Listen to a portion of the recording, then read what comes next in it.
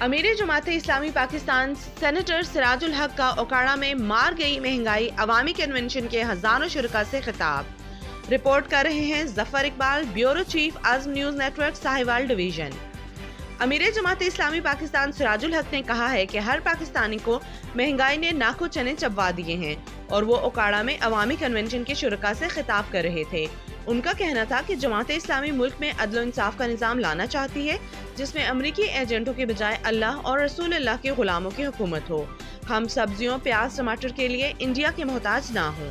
ایسا ٹیلی vision net work ہو جس میں فحاشی اور یا ناچ گانے کے بجائے نوجوان نسل کی تربیت ہو سکے، تعلیم کی نعمت سے محروم 2 کروڑ بچے اسکول کالج جا سکیں، غریب کے لیے علاج معالجے کی سہولتیں بالکل فری ہوں، امیروں کی تجوریوں سے پیسہ نکال کر غریبوں پر خرچ کیا جائے، ملک کی معیشت مضبوط ہو۔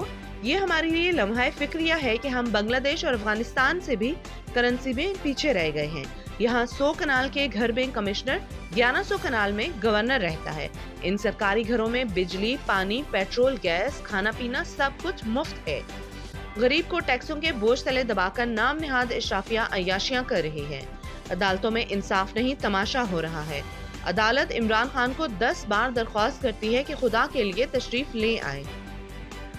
یہ عدالت ہے یا جرگہ؟ جرگوں میں بھی انصاف نہیں، کچھ لو کچھ دو کی بنیاد پر فیصلے ہوتے ہیں۔